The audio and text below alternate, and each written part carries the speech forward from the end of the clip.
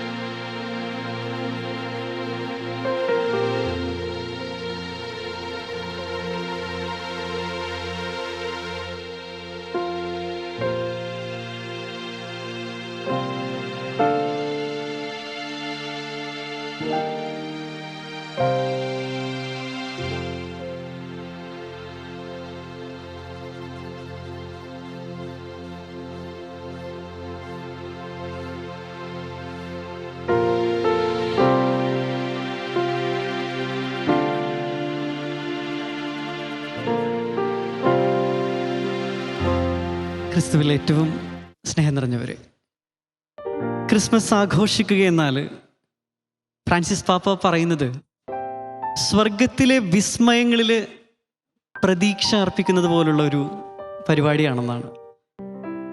സ്വർഗത്തിലെ വിസ്മയങ്ങളിൽ അതിലൊക്കെ പ്രതീക്ഷ അർപ്പിച്ച് അതിനെയൊക്കെ ഭൂമിയിൽ സ്വീകരിക്കുന്ന ഒരു മനോഹരമായിട്ടുള്ള തിരുനാളാണ് ക്രിസ്തുമസ് എന്ന് പറയുന്നത്. ഈ ക്രിസ്മസിൽ നമ്മെ വിസ്മയിപ്പിക്കുന്നതിനായിട്ട് നമുക്ക് യേശുവിന് നമ്മെ തന്നെ ഒന്ന് വിട്ടുകൊടുക്കാം. ഇനിയുള്ള ഏതാനും നിമിഷം നമുക്ക് നമ്മെ തന്നെ പൂർണ്ണമായിട്ടും ക്രിസ്തുവിന് വിട്ടുകൊടുത്തുകൊണ്ട് വലിയ വിസ്മയങ്ങളുടെ ഒരു ക്രിസ്മസിന് വേണ്ടി നമുക്ക് കാത്തിരിക്കാം.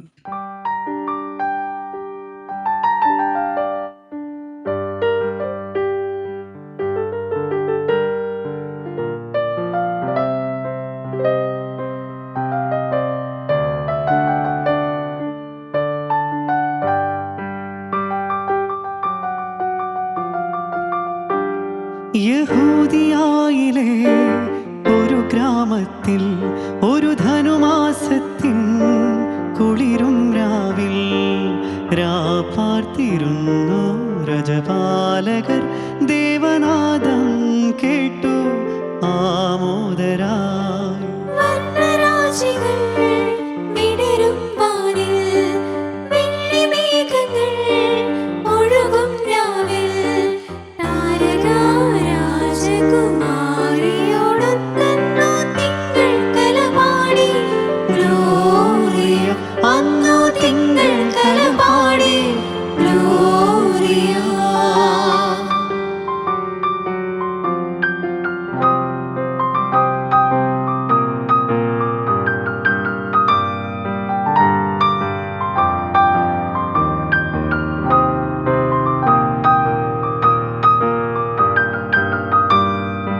താരകം തന്നെ നോക്കി ആട്ടിടയർ നടന്നു.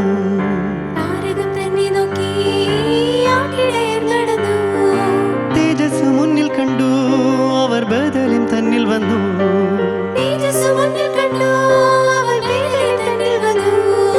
രാജാധിരാജന്റെ പൊൻതിരുമേനി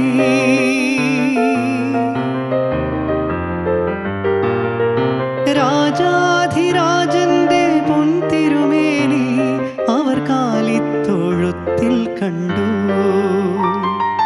വർണ്ണരാജികൾ വിടരും വാനിൽ, വെള്ളിമേഘങ്ങൾ ഒഴുകും രാവിൽ. താരകാരാജകുമാരിയോടൊത്തന്നു തിങ്കൾ കലപാടി ഗ്ലോറിയ. അന്നു തിങ്കൾ കലപാടി ഗ്ലോറിയ. നമ്മളിലുള്ളതെല്ലാം പരിശോധിക്കേണ്ടതുണ്ട്. നമ്മുടെ ആഗ്രഹങ്ങൾ, നമ്മുടെ ആശങ്കകൾ, ചോദ്യം ചെയ്യലുകൾ, അങ്ങനെ അങ്ങനെ. ഫ്രാൻസിസ് പാപ്പ ഗൗദേത്തെ എസുൽത്താത്തയിൽ എഴുതുന്ന വാക്യമാണിത്. താനാരാണെന്ന് തനിക്കറിയാൻ പാടില്ലാത്തതാണ് ഇന്നത്തെ ഏറ്റവും വലിയ പ്രശ്നമെന്ന് പറയുന്നത്. പ്രത്യേകിച്ച് യുവാക്കളുടെയും കുഞ്ഞുങ്ങളുടെയും യുവതികളുടെയൊക്കെ പ്രോബ്ലം. പാപ്പ ഫ്രാൻസിസ് ക്രിസ്തുസ് വിവിത്തിൽ പറയുന്നുണ്ട്, ഞാൻ എന്നെ സ്വയം അറിയുന്നുണ്ടോ? എൻ്റെ ഭ്രമങ്ങൾക്കും വികാരങ്ങൾക്കും അതീതമായിട്ട് എനിക്ക് സന്തോഷം നൽകുന്ന എന്തെങ്കിലുമൊക്കെ ഈ ലോകത്തുണ്ടോ? സത്യത്തിൽ ഞാൻ എന്താണ്? പാപ്പ യുവാക്കളോട് നോക്കി ചോദിക്കുന്ന ചോദ്യങ്ങളാണിതെല്ലാം. സുബോധമുള്ളവനായിരിക്കുക എന്ന പൗലോസ് അപ്പോസ്തലന്റെ ആഹ്വാനം, അത് മാസിഡോണിയയിലെ തെസലോനിക്കക്കാരോടാണ് പൗലോസ് ലീഹ പറയുന്നതെങ്കിലും അതൊക്കെ നമ്മുടെ കർണസാരത്ത് മുഴങ്ങിക്കേൾക്കേണ്ട കാര്യമാണ്. ഇന്നത്തെ കാലത്ത് അത് വളരെ റെലവൻ്റ് ആയിട്ടുള്ള ഒരു ആഹ്വാനം കൂടെയാണ്. സുബോധമുള്ളവനായിരിക്കുക. പരിശോധിക്കാത്ത ജീവിതം ജീവിക്കാൻ യോഗ്യമല്ലെന്നാണ് സോക്രട്ടീസ് ഒക്കെ പറയുന്നത്. ഇങ്ങനെ നമ്മുടെ മക്കള് അവരുടെയൊക്കെ ജീവിതത്തിനകത്ത് തപിച്ചും തല്ലുപിടിച്ചും രമിച്ചും തിന്ന് കുടിച്ചിങ്ങനെ അവരവരുടെ വീടുകളെയൊക്കെ ഭ്രാന്താലയങ്ങളാക്കി മാറ്റുന്ന വാർത്തകളും കാഴ്ചകളും ഇന്ന് പെരുകുന്നുണ്ട്. നമുക്കൊരു ആത്മപരിശോധന നടത്തണം. പല വീടുകളിലും ഒരു ഹസിൽ കൾച്ചർ, ഒരു അസൽ കൾച്ചറായിട്ട് മാറ്റപ്പെട്ട് വരുന്ന ഒരു കാലഘട്ടമാണിത്. അതായത് വിശ്രമമില്ലാത്ത ജോലി, ഉൽപാദനക്ഷമതയിലെ വർധനവ്, വിജയം മാത്രമാണ് ലക്ഷ്യം. ഇപ്പൊ സോഷ്യൽ മീഡിയ തുറന്നാലും ജീവിത വിജയത്തിന് അനേകം ടിപ്സ് എന്ന് പറയുന്ന കാര്യങ്ങളാണ് സോഷ്യൽ മീഡിയയിലാണെങ്കിലും ലൈബ്രറിയിലാണെങ്കിലും നിറഞ്ഞ് നമ്മൾ കാണുന്നത്. ഇതൊരു തരം അപകടമാണ്. പരാജയങ്ങളോടുള്ള അമിതമായിട്ടുള്ള ഭയം നമ്മുടെ മക്കൾക്ക് ഇന്ന് കൂടിക്കൂടി വരുന്നുണ്ട്. വിശ്രമം എന്നൊക്കെ പറയുന്നത് ചില മക്കൾക്ക് സമയം പാഴാക്കലാണ്. പള്ളിയിൽ പോകല് എന്തിനാണ് എന്ന് ചോദിക്കുന്ന കുട്ടികളും ഇന്ന് അധികമാണ്. അങ്ങനെ ഒരു തരം ഹസിൽ കൾച്ചർ ഇന്ന് നല്ല രീതിയിൽ അരങ്ങ് തകർക്കുന്നുണ്ട്. ജീവിതത്തിന്റെ സന്തുലിതാവസ്ഥ നഷ്ടപ്പെടുത്തുന്ന ഒരു പുതിയ ട്രെൻഡാണിത്. നേട്ടങ്ങൾക്ക് പിറകെ മാത്രം ഇങ്ങനെ ഓടി ഓടി നെട്ടോട്ടങ്ങളിൽ പെട്ട് കോട്ടങ്ങൾ തട്ടി കോട്ട പൊളിയുമ്പോഴാണ് പലപ്പോഴും പല മക്കളും സുബോധത്തിലേക്ക് എത്താറ്. പലരും ഇന്നും മാനസിക പിരിമുറുക്കത്തിലാണ്. ഡിപ്രഷൻ പേഷ്യൻസ് ആണ്. ഉത്കണ്ഠ അവരുടെ ജീവിതത്തിന്റെ ഭാഗമാണ്. ഉറക്കക്കുറവ്, ബേൺ ഔട്ട്, ഇതൊക്കെ ഇന്ന് വീടുകളിൽ സർവ്വസാധാരണമാണ്. കുടുംബാംഗങ്ങളൊക്കെ പരസ്പരം ഒന്നിച്ചു വരുന്ന അവസരങ്ങൾ ഇന്ന് കുറവാണ്. വന്നാലും അവരൊക്കെ സോഷ്യൽ മീഡിയയിൽ നഷ്ടപ്പെട്ടിരിക്കുന്ന കാഴ്ചകളാണ് എവിടെയും കാണുന്നത്. ഇങ്ങനെ അവനവനിസത്തിനകത്ത് അതിനകത്ത് കുടുങ്ങി അതിൽ നിന്ന് പുറത്തു കിടക്കാനാകാതെ ശ്വാസം മുട്ടുന്ന ഒരു കാഴ്ച. അച്ഛൻ കൊമ്പത്ത് അമ്മ വരമ്പത്ത് മക്കളൊക്കെ പുരപ്പുറത്ത് എന്ന് പറയാനായിട്ട് നമുക്ക് പറ്റും. ഓരോരുത്തരും ഇങ്ങനെ അവനവനിൽ ഇങ്ങനെ കുടുങ്ങിക്കിടക്കുന്ന ഒരുതരം മായാലോകത്താണ് ഇന്ന് നമ്മുടെ യുവജനങ്ങൾ ജീവിക്കുന്നത്. നമ്മളൊക്കെ പകലിന്റെ മക്കളാണെന്നാണ് പൗലോസ് ലീഹ നമ്മളോട് പറയുന്നത്. പക്ഷേ നമുക്കിപ്പോ ഇരുട്ടിന്റെ കവചമാണ് നമ്മൾ ഉപയോഗിക്കുന്നത്. പകലിന്റെ മക്കളായ നമുക്ക് വിശ്വാസത്തിന്റെയും സ്നേഹത്തിന്റെയും കവചവും പ്രത്യാശയുടെ പടത്തൊപ്പിയും ധരിച്ച് സുബോധം ഉള്ളവനായിരിക്കുക എന്നാണ് പൗലോസ് അപ്പോസ്തലൻ 1 തെസ്സലോനിക്കക്കാർക്ക് എഴുതിയ ലേഖനം 5:8 പറയുന്നത്. സുബോധമില്ലാത്തവരായിട്ട് മാറുന്നുണ്ട് നമ്മുടെ മക്കള്.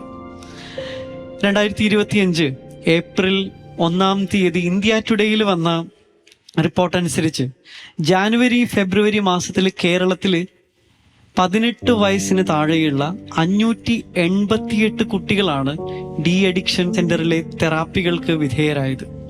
2024 കണക്ക് പ്രകാരം 2880 കുട്ടികളെയാണ് ഡി അഡിക്ഷൻ സെന്ററിൽ പ്രവേശിപ്പിച്ചത്. 27,530 കേസുകളാണ് NDPS ആക്ട് പ്രകാരം രജിസ്റ്റർ ചെയ്യപ്പെട്ടത്. കുറച്ച് മാസങ്ങൾക്ക് മുമ്പ് എക്സൈസ് ഡിപ്പാർട്ട്മെന്റ് 62,691 യുവാക്കളിൽ നടത്തിയ കണക്കെടുപ്പില് 9% ആളുകള് 10 വയസ്സ് തികയുന്നതിന് മുമ്പും 70% ആളുകള് 15 വയസ്സ് തികയുന്നതിന് മുൻപും 20% ആളുകള് 19 വയസ്സ് തികയുന്നതിന് മുമ്പും ഡ്രഗ്സ് ഉപയോഗിച്ചിട്ടുണ്ട്. 35% ആളുകൾ പറയുന്നത് ഡ്രഗ്സ് ഉപയോഗിക്കുന്നത് അവരുടെ മാനസിക പിരിമുറുക്കം മാറ്റുമെന്നാണ്. 79% ആളുകൾക്കും ഡ്രഗ്സ് ലഭിച്ചത് സ്വന്തം സുഹൃത്തുക്കളിൽ നിന്നാണ്. ഒരു കുഞ്ഞിൻ്റെ വ്യക്തിത്വം രൂപപ്പെടുന്ന ഭീകരമായിട്ടുള്ള കാഴ്ചയാണ് നമ്മൾ ഈ ദിവസങ്ങളിൽ കണ്ടുകൊണ്ടിരിക്കുന്നത്. ഡേറ്റിംഗ് ആപ്പുകളിലൊക്കെ ട്രാപ്ഡായിട്ട് പീഡനങ്ങൾക്ക് വിധേയരാകുന്ന പോക്സോ കേസുകളും ഒക്കെ വർദ്ധിക്കുന്ന കാഴ്ചകളാണ് നമ്മൾ കണ്ടുകൊണ്ടിരിക്കുന്നത്. ഒരു കുഞ്ഞിൻ്റെ വ്യക്തിത്വം രൂപപ്പെടുത്തുന്നതിൽ അവൻ്റെ ഭവനത്തിനുള്ള പ്രാധാന്യം നമുക്കിന്ന് ചിന്തിക്കാം. സുരക്ഷിതത്വവും സ്നേഹവും ഒക്കെ കിട്ടേണ്ട ഇടങ്ങൾ അരക്ഷിതത്തിൻ്റെ ഇടങ്ങളായിട്ട് മാറുമ്പോൾ അത് കുഞ്ഞിൻ്റെ മാനസികമായിട്ടും ശാരീരികമായിട്ടുള്ള കുഞ്ഞിൻ്റെ വളർച്ചയെ നല്ല രീതിയിൽ അത് എഫക്റ്റ് ചെയ്യും, സാരമായിട്ട് തന്നെ ബാധിക്കും. മാതാപിതാക്കളുടെ ലഹരി ഉപയോഗം, വീട്ടിലെ കലഹങ്ങൾ, അവരുടെ ശ്രദ്ധക്കുറവ്, അമിതമായിട്ടുള്ള കർശന നിയന്ത്രണങ്ങൾ, ഇതൊക്കെ നമ്മുടെ കുട്ടികളുടെ കൺട്രോള്, അവരുടെ വളർച്ചയുടെ കൺട്രോള് കളയുന്ന കാര്യങ്ങളാണ്. ചില കുടുംബങ്ങളിൽ ഓൺ ആൻഡ് ഓഫ് ഫോർമേഷൻ രീതിയാണ്. ചില സമയത്ത് അവർ ഓണായിരിക്കും പാരൻസ്, ആ സമയത്ത് വളരെ ഹാപ്പി. എന്നാൽ അതേ കാര്യം ചെയ്യുമ്പോൾ അവർ ഓഫായിരിക്കുമ്പോൾ ആ കുട്ടി അത് ചെയ്താൽ അതിനെ എടുത്തിട്ട് തല്ലുന്ന കാഴ്ച. കൺഫ്യൂസ്ഡ് ചൈൽഡാണ് അവർ, ആ കുടുംബത്തിലുള്ള കുട്ടികൾ. അങ്ങനെയുള്ള കുട്ടികളാണ് ഈ ആൻറ്റി സോഷ്യലായിട്ടൊക്കെ മാറ്റപ്പെട്ട് വരുന്നത്. അപ്പോൾ നമുക്ക് സുബോധമുള്ളവരായിട്ട് മാറാം. ഒരു വ്യക്തി തൻ്റെ ദൈനംദിന കാര്യങ്ങൾ ഇങ്ങനെ യാന്ത്രികമായിട്ട് ചെയ്യുന്ന അവസ്ഥയെ മനഃശാസ്ത്രം വിളിക്കുന്നത് ഓട്ടോ പൈലറ്റ് മോഡെന്നാണ്.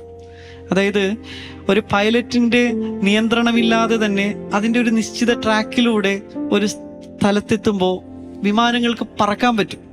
അതുപോലെ യാന്ത്രികതയിൽ നമ്മുടെ യുവജനങ്ങൾ ഇങ്ങനെ ഒഴുകിക്കൊണ്ടിരിക്കുകയാണ്. പുതിയ ട്രെൻഡുകൾ അങ്ങനെ യാന്ത്രികത വെടിഞ്ഞ് നമുക്ക് നമ്മളെ തന്നെ ഒന്ന് അറിഞ്ഞ് ജീവിക്കാനായിട്ട് ഈ ആഗമനകാലം ഒന്ന് ശ്രമിച്ചൂടെ? മർത്തായും മറിയവും നല്ല ഉദാഹരണങ്ങളാണ്. മർത്ത ഇങ്ങനെ പല കാര്യങ്ങളിൽ ഈശോ വീട്ടിൽ വന്നപ്പോൾ ഡിസ്ട്രാക്റ്റഡ് ആണ്, അവളിങ്ങനെ പല കാര്യങ്ങൾ ചെയ്ത് നടക്കുവാണ്. പക്ഷെ മറിയമാവട്ടെ മൈൻഡ്ഫുൾനെസ്സിലാണ്. മൈൻഡ്ഫുൾനെസ് നിലവിലെ നിമിഷത്തിൽ പൂർണ്ണമായിട്ടും ശ്രദ്ധയോടും ബോധത്തോടും കൂടെ ഇരിക്കുന്ന അവസ്ഥയാണ് ഈ മൈൻഡ്ഫുൾനെസ് എന്ന് പറയുന്നത്. 100% ആ മൊമെന്റിൽ വിതൗട്ട് എനി ജഡ്ജ്മെന്റ്. ഇതിനെയാണ് സൈക്കോളജി മൈൻഡ്ഫുൾനെസ് എന്ന് പറയുന്നത്. അതിനൊക്കെ പ്രാധാന്യം കൂടി വരുന്ന ഒരു കാലഘട്ടമാണ് ഇത്. കുറച്ചുകൂടെ ജീവിതത്തെ മെച്ചപ്പെടുത്താനൊക്കെ അത് ഉപകരിക്കും എന്ന് തന്നെയാണ് എനിക്ക് തോന്നുന്നത്. ഉറക്കത്തിലും ഉണർവിലും അവനോടൊന്നിച്ച് ജീവിക്കേണ്ടതിനാണ് അവൻ നമുക്ക് വേണ്ടി ജനിച്ചതും മരിച്ചതും എന്നൊക്കെ ഒന്ന് ഓർക്കുന്നത് നല്ലതാണ്. പ്രത്യേകിച്ച് ആത്മീയ ജീവിതത്തിൽ ഒരുതരം അലസതയും മന്ദതയും ഒക്കെ പെരുകിക്കൊണ്ടിരിക്കുകയാണ്. സുഖത്തിന് വേണ്ടിയുള്ള ആർത്തിയാണ് അവരെ മുന്നോട്ട് നയിക്കുന്നത് പോലും. പള്ളിയിൽ പോക്കും ധ്യാനവും ഒക്കെ എന്തിനാണ്? പള്ളി വേണ്ട, പട്ടക്കാരൻ വേണ്ട എന്നൊക്കെ പറയുന്ന ഒരു ട്രെൻഡൊക്കെ ഇന്ന് വളരെ അധികമാണ്. ഇതിലൊന്നും പോയില്ലെങ്കിൽ ഞാൻ ഹാപ്പിയാണ്. ഇതൊക്കെ ചുമ്മാ തട്ടിപ്പാണ്, അതിൻ്റെ ഒന്നും ആവശ്യമില്ല, ഇങ്ങനെ പറയുന്ന ഒരുപാട് പേരെ കണ്ടിട്ടുണ്ട്. ശരിയാണ്, പള്ളിയിൽ പോകാത്തവര് ദൈവം ശിക്ഷിക്കത്തൊന്നുമില്ലായിരിക്കും. പക്ഷേ അതിലൂടെ നഷ്ടമാകുന്ന നന്മകളെ കുറിച്ച് അവർ ഗൗരവമായിട്ട് ചിന്തിക്കുന്നില്ല എന്നുള്ളതാണ്. 100 മാർക്ക് ഉള്ള പരീക്ഷയിൽ 20 മാർക്ക് മതി പാസ് മാർക്കെങ്കിൽ അവർക്ക് ആ 20 മാർക്കിൽ തൃപ്തിപ്പെടുന്നവരാണ്. ആ 80 നഷ്ടമായ മാർക്കിനെ പറ്റി അവർ ചിന്തിക്കുന്നില്ല. ഇതാണ് ഒരു ദുരന്തം എന്ന് പറയുന്നത്. ഒരു യുവ ബിസിനസ്സുകാരൻ വികാരിയച്ഛനുമായിട്ട് തർക്കിക്കുവാണ്. അച്ഛാ, എൻ്റെ ബിസിനസ് മീറ്റിങ്ങുകളെല്ലാം ഞായറാഴ്ചയിലാണ്. മാത്രമല്ല, ഞാൻ നടത്തുന്ന ബിസിനസ്സിലൂടെ ഒരുപാട് മനുഷ്യർക്ക് ജോലിയും കൂലിയും ഒക്കെ കിട്ടുന്നുണ്ട്. ബൈബിളിൽ തന്നെ പറഞ്ഞിട്ടുണ്ടല്ലോ, സാബത്ത് ദിവസം കാളയോ കഴുതയോ ഒക്കെ കുഴിയിൽ വീണ് കിടന്നാൽ അതിനെയൊക്കെ പിടിച്ച് കയറ്റാമെന്ന് ബൈബിളും പറയുന്നുണ്ട്. അപ്പൊ അത്യാവശ്യ കാര്യങ്ങൾ ഈ ഞായറാഴ്ച ചെയ്യുന്നതിൽ എന്ത് തെറ്റാണ് അച്ഛാ? വികാരിയച്ഛൻ പറയുന്നുണ്ട്, കാളയും കഴുതയും 1-2 ഞായറാഴ്ച കുഴിയിൽ വീഴുമ്പോൾ കയറ്റാനുള്ള വഴി നോക്കുന്നതിൽ തെറ്റൊന്നുമില്ല. പക്ഷേ എൻ്റെ ബിസിനസ് ബോധ്യമനുസരിച്ച് എല്ലാ ഞായറാഴ്ചയും കുഴിയിൽ വീഴുന്ന സ്വഭാവമുള്ള കാളയും കഴുതയൊക്കെ ആണെങ്കിൽ അതിനെ വളർത്തുന്നത് കൊണ്ട് വലിയ ലാഭമൊന്നുമില്ല, അതിനൊക്കെ വിറ്റ് കളയുന്നതാണ് നല്ലത്. പൗലോസ്ലീഹ പറയുന്നൊരു വചനമുണ്ട്, റോമ 11:12. അവരുടെ പാപം ലോകത്തിന്റെ നേട്ടവും അവരുടെ പരാജയം വിജാതീയരുടെ നേട്ടവും ആയിരുന്നെങ്കിൽ അവരുടെ പരിപൂർണത എന്തൊരു നേട്ടമാകുമായിരുന്നു. അതായത് പാപവും പരാജയവും ഒക്കെ നേട്ടമാണ് എന്നതിൽ നമുക്ക് ഓക്കെ, അത് സന്തോഷിക്കാം. പക്ഷെ അത് ഇല്ലായിരുന്നെങ്കിൽ എത്രയോ അധികമായിട്ട് ആ ജീവിതത്തിൽ നന്മ ഉണ്ടാകും എന്നാണ് അതിന്റെ ധ്വനി എന്ന് പറയുന്നത്. പാപം വർദ്ധിച്ചിടത്ത് കൃപ അതിലേറെ വർദ്ധിച്ചു എന്നൊക്കെ നമ്മൾ ബൈബിളിൽ വായിക്കുന്നുണ്ട്. അതിന്റെ അർത്ഥം പാപം ഇല്ലായിരുന്നെങ്കിൽ കൃപ അതിനേക്കാൾ അധികമായിട്ട് വർദ്ധിച്ചാണ്. പലപ്പോഴും കൃപ വർദ്ധിക്കാനുള്ള വളക്കൂറുള്ള മണ്ണായിട്ട് പാപത്തെയും പരാജയത്തെയൊക്കെ നമ്മളിങ്ങനെ കണ്ടിട്ട് നമ്മൾ വീണ്ടും പഴയ ജീവിതത്തിൽ കുടുങ്ങിക്കിടക്കുന്ന യുവജനങ്ങളെയാണ് എവിടെയും കാണാനായിട്ട് പറ്റുന്നത്. പാപത്തിന് ഭാരമുണ്ട്. വിശുദ്ധ മരിയ ജോൺ വിയാനിയുടെ അടുക്കൽ ഒരു ക്രൂരനായിട്ടുള്ള ഒരു മനുഷ്യനെത്തിയിട്ട് പറയുന്നുണ്ട്, അങ്ങയുടെ പാപത്തെക്കുറിച്ചുള്ള പ്രസംഗമൊക്കെ ഞാൻ കേട്ട് പാപത്തിന് വലിയ ഭാരമുണ്ടെന്നും അതിങ്ങനെ ചുമന്ന് നടന്നു കഴിഞ്ഞാൽ നമ്മളുടെ ജീവിതം ഒരു ദുരന്തത്തിൽ അവസാനിക്കുമെന്നൊക്കെ അങ്ങ് പ്രസംഗിക്കുന്നുണ്ടായിരുന്നല്ലോ. ഞാൻ അത്ര നല്ല ആളൊന്നുമല്ല. അങ്ങ് പറഞ്ഞ ഈ പാപത്തിന്റെ മേഖലയിലൊക്കെ പെട്ട് കിടക്കുന്ന ഒരാൾ തന്നെയാണ് ഞാൻ. പക്ഷെ എനിക്കൊരു ഭാരവും തോന്നിയിട്ടില്ല. ജോൺ വിയാനി ഉത്തരം പറഞ്ഞത് വളരെ രസകരമാണ്. ശരിയാണ്, ജീവനുള്ള മനുഷ്യന് മാത്രമാണ് എന്തിൻ്റെങ്കിലും ഭാരം അനുഭവപ്പെടാനായിട്ട് പറ്റുക. മരിച്ച ഒരാളുടെ ശരീരത്തിൽ എത്ര ഭാരം കയറ്റി വെച്ചാലും അത് ഫീൽ ചെയ്യുന്നില്ല. ഇതാണ് കൃപാവരം നിന്നിൽ ജീവന്റെ അംശം നിക്ഷേപിക്കുമ്പോൾ നിനക്ക് പാപത്തിന്റെ ഭാരം അനുഭവപ്പെട്ടു തുടങ്ങും. നഷ്ടമായിട്ടുള്ള നന്മകളെ പറ്റി നമ്മൾ ചിന്തിച്ചു തുടങ്ങും. തെറ്റിന്റെ പരിണത ഫലങ്ങളെപ്പറ്റി നമ്മൾ ചിന്തിച്ചു തുടങ്ങും. നമ്മൾ മക്കള് കുടുംബത്തെ എന്തുമാത്രം ബുദ്ധിമുട്ടിലാക്കുന്നുണ്ടെന്നൊക്കെ അപ്പോൾ ഒരു ക്ലിയർ പിക്ചർ നമ്മളുടെ മുമ്പിൽ വരും. പണ്ടുകാലത്ത് കുഞ്ഞുങ്ങളുമായിട്ടൊക്കെ ഡോക്ടറെയൊക്കെ കാണാൻ ചെല്ലുമ്പോൾ അവർ ചോദിക്കുന്ന ഒരു ചോദ്യമായിരുന്നു, ആദ്യത്തെ ചോദ്യം, കുട്ടിക്ക് വിശപ്പുണ്ടാന്ന് ചോദിക്കുമായിരുന്നു. ഭക്ഷണം കഴിക്കാനുള്ള ആഗ്രഹവും ദഹനവും ഒക്കെ നല്ല ആരോഗ്യത്തിന്റെ ലക്ഷണമായിട്ടാണ് വൈദ്യശാസ്ത്രം കാണുന്നത്. അതില്ലാതെ വരുന്നത് രോഗലക്ഷണമാണ്. അത് തന്നെയാണ് ആത്മീയതയിൽ. ആത്മീയ കാര്യങ്ങളോടുള്ള താല്പര്യം കെട്ടുപോകുന്നുണ്ടെങ്കിൽ നിങ്ങളുടെ ആത്മാവ് മരണത്തിന്റെ വക്കീലായി എന്ന് വേണമെങ്കിൽ നമുക്ക് ചിന്തിക്കാനായിട്ട് പറ്റും. വിശുദ്ധ കുർബാനയും ജപമാലയും ഒക്കെ നമ്മുടെ ജീവിതത്തിന്റെ ഭാഗം ആക്കാനുള്ള ഒരു താല്പര്യം, അതൊരു ആത്മീയ വിശപ്പ് എന്ന് പറയാൻ പറ്റും. ചില യുവതികളൊക്കെ പറയുന്നത് കേട്ടിട്ടുണ്ട്. പ്രത്യേകിച്ച് ഈ അബൈഡ് ധ്യാനം കൂടിയൊക്കെ വരുന്നവരൊക്കെ വളരെ രസകരമായിട്ട് പറയുന്നത് കേട്ടിട്ടുണ്ട്. അച്ഛാ, ഡെയിലി പള്ളി പോകാനൊന്നും പറ്റുന്നില്ല അച്ഛാ, ആഗ്രഹമുണ്ട്, പക്ഷെ സാഹചര്യങ്ങള്, ജോലി, ഇതൊക്കെ പറ്റുന്നില്ല എന്നൊക്കെ പറയുന്നത്. പക്ഷെ എനിക്കത് കേൾക്കുമ്പോൾ സന്തോഷം തോന്നാറുണ്ട്. കാരണം അവരുടെ ആത്മീയ വിശപ്പ് കേട്ടുപോയിട്ടില്ല എന്നുള്ളതാണ്. താല്പര്യം അവർക്ക് ഇപ്പോഴും ഉണ്ട്. അവർക്ക് തിരിച്ചു വരാനുള്ള അവസരങ്ങൾ ദൈവം അവരുടെ മുമ്പിൽ ഒരുക്കും എന്നുള്ളതാണ്. അപ്പോ നമ്മള് കുഞ്ഞുങ്ങളിൽ ആത്മീയ വിശപ്പ് ഉള്ള മക്കളെ വളർത്തിയെടുക്കാനായിട്ട് കുടുംബം ഒന്ന് ശ്രദ്ധിക്കണം. വീടുകളിലെ ഫെയ്ത്ത് ടോക്ക്, വിശ്വാസ സംസാരത്തിന് അതിൽ വലിയ റോളാണുള്ളത്. ജോൺ പോൾ പാപ്പയാണ് ഫെയ്ത്ത് ടോക്ക് എന്ന് പറയുന്ന ഒരു കാര്യത്തെപ്പറ്റി വളരെ നന്നായിട്ട് സംസാരിച്ചിട്ടുള്ളത്. കുട്ടികളെ ദൈവവിശ്വാസത്തിൽ വളർത്താനായിട്ടുള്ള ഏറ്റവും നല്ല മാർഗമായിട്ട് പാപ്പയാണ് പറഞ്ഞത് വിശ്വാസ സംസാരം. അതൊരു സംസ്കാരമായിട്ട് കുടുംബത്തിനകത്ത് കൊണ്ടുവരണമെന്നുള്ളത്. ഇരുളിലേക്ക് പാപ്പ എന്നിട്ട് പറയുന്നത് ഇങ്ങനെയാണ്, പേടിച്ച് പോകുന്ന ഒരു കുട്ടി, വല്ലാതെ ഭയപ്പെട്ടു പോകുന്ന കുട്ടിയോട് ധൈര്യം വേണമെന്നല്ല പറയേണ്ടത്, മറിച്ച് വിശ്വാസം വേണമെന്നാണ് കുട്ടിയോട് പറയേണ്ടത്. വിശ്വാസമാണ് അവരെ ബലപ്പെടുത്തുക. ആരോ കൂടെ ഉണ്ടെന്നുള്ള ഒരു വിശ്വാസം. ഇരുട്ടിലേക്ക് ഒരു കുട്ടി പോകുമ്പോൾ ഭയം ഉണ്ടെങ്കിൽ നമ്മൾ ധൈര്യം സംഭരിക്കുന്നല്ല പറയേണ്ടത്, മറിച്ച് ദൈവം കൂട്ടിനുണ്ടെന്ന് പറയാനായിട്ട് നിങ്ങൾ പാരൻസിനൊക്കെ പറ്റണം. I feel more confidence, safe എന്നൊക്കെ ആ കുട്ടിക്ക് പിന്നീട് ജീവിതത്തിലെ വലിയ ഭയങ്ങളുടെ മുമ്പിൽ നിന്ന് പറയാനായിട്ട് പറ്റും. ഔദ്യോഗികമായിട്ടുള്ള പഠനം പോലെ തന്നെ ജീവിതവുമായിട്ട് ബന്ധപ്പെട്ടുള്ള ഒരു വിശ്വാസ പരിശീലനമാണ് എനിക്ക് തോന്നുന്നത് കുഞ്ഞുങ്ങളെ ഏറെ സ്വാധീനിക്കുന്നത്. അല്ലാതെ സൺഡേയിലെ ഒരു കാറ്റക്കിസവും ഒരു ഞായറാഴ്ച കുർബാനയും എന്നതിനുപരിയായിട്ട് കുടുംബത്തിനകത്തൊരു ഫെയ്ത്ത് ടോക്ക് സംസ്കാരം കൊണ്ടുവന്നാൽ കുഞ്ഞുങ്ങളെയൊക്കെ നല്ല രീതിയിൽ നമുക്ക് വളർത്തിക്കൊണ്ടുവരാനായിട്ട് പറ്റും. പ്രതിസന്ധികളൊക്കെ ഉണ്ടാവുമ്പോൾ ഒന്നിച്ച് കുടുംബം ഇരുന്ന് പ്രാർത്ഥിക്കുക. എന്തെങ്കിലും നല്ല കാര്യങ്ങൾ സംഭവിക്കുമ്പോൾ നന്ദി പറയുക. വീട്ടിലെ മരിച്ചുപോയ മനുഷ്യരെയൊക്കെ ഓർക്കുക. അവർക്ക് കുർബാന ചൊല്ലിക്കുന്ന ഒരു കൾച്ചറൊക്കെ ഇതൊക്കെ കണ്ട് വളരുന്ന മക്കള് അല്ലാതെ താനെ വളർന്നു വരുന്ന മക്കളെക്കാള് ഒത്തിരി വ്യത്യാസങ്ങളുള്ളവരായിരിക്കും. അമേരിക്കയില് കണക്ക് ടീച്ചേഴ്സിന്റെ ഇടയിൽ പറയുന്ന ഒരു പരക്കിയൊരു സംസാരം ഇങ്ങനെയാണ്: കുട്ടികളെ അംശം, ഛേദം എന്നിങ്ങനെയുള്ള ഫ്രാക്ഷൻസ് ഒക്കെ പഠിപ്പിക്കാനായിട്ട് ഏറ്റവും എളുപ്പം വീട്ടിൽ വാങ്ങുന്ന പിസ്സയാണെന്ന്. 1/2, 1/4, 1/8 എങ്ങനെ പറഞ്ഞ പിസ്സയെ അവരുടെ മുമ്പിൽ അവതരിപ്പിക്കുമ്പോൾ കഠിനമായ അവര് ക്ലാസ്സിൽ കേൾക്കുന്ന കാര്യം അവർക്ക് ഈസി ആയി എന്നാണ് പറയുന്നത്. അപ്പോ കുടുംബത്തിലെ സംസാരം അതെങ്ങനെയാണ്?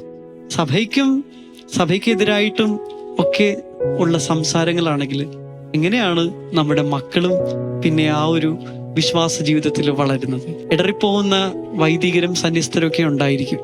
പക്ഷെ അവരൊന്നുമല്ല നമ്മളുടെ ആത്മീയതയുടെ അളവുകോല്.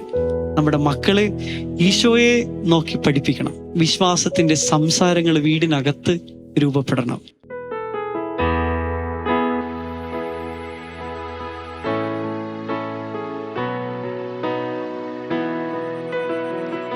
യഹോവ ഈരേ, ദാതാവാം ദൈവം, നീ മാത്രം മതി എനിക്ക്.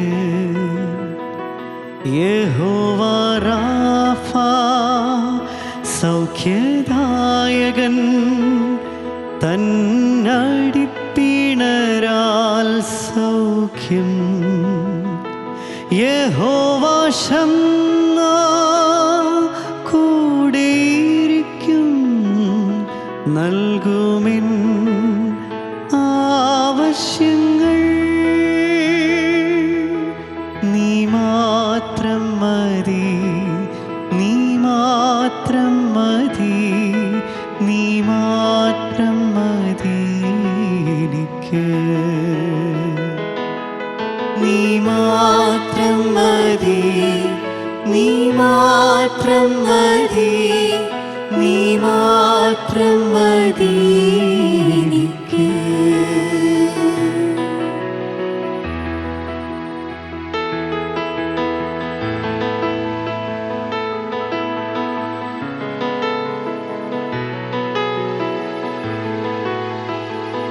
യഹോവ എലോഹീം, സൃഷ്ടാവാം ദൈവം, നിൻ വചനത്താലുളവായെല്ലാം. യഹോവ ഇല്യോൻ, അത്യുന്നതൻ നീ, നിന്നെപ്പോലെ മറ്റാരുമില്ല. യഹോവ ശാലോം, നിൻ സമാധാനം നൽകി, നിൻ ശാന്തി എന്നിൽ. നീ മാത്രം മതി, നീ മാത്രം മതി, നീ മാത്രം മതി എനിക്ക്. നീ മാത്രം മതി, നീ മാത്രം മതി, നീ മാത്രം മതി എനിക്ക്. നീ മാത്രം മതി, നീ മാത്രം മതി, നീ മാത്രം മതി എനിക്ക്.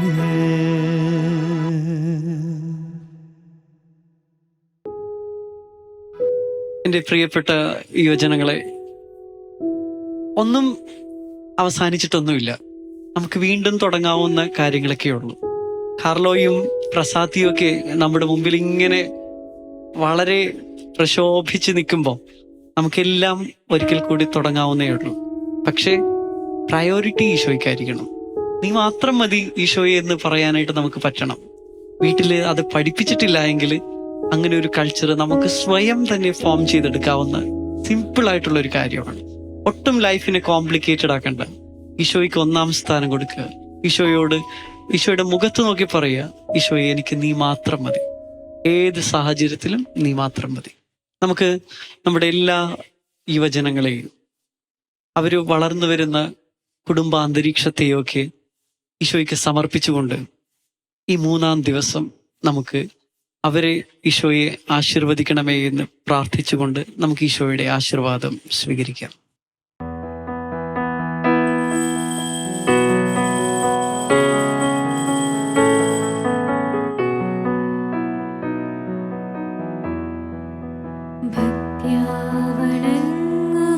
സാഷ്ടാംഗം വീഴുന്ന ഏറ്റം മഹത്താമി കൂദാശയെ നവ്യനിയമത്തിൻ കർമ്മങ്ങൾ വന്നല്ലോ പൂർവികം സാദരം മാറി നിൽപ്പൂ ഇന്ദ്രിയങ്ങൾ കീഴും പോരായ്മയൊക്കെയും തീർക്കുക വിശ്വാസ ദിവ്യദീപ്തി ദൈവപിതാവിനും തന്നേകജാതനും സ്തോത്രമുണ്ടാകണം എന്നുമെന്നും പാവനാത്മാവിനും ഔവീതം നിസ്തൂലം സ്തോത്രമുണ്ടാകണം നിത്യകാലം സ്വസ്തിയും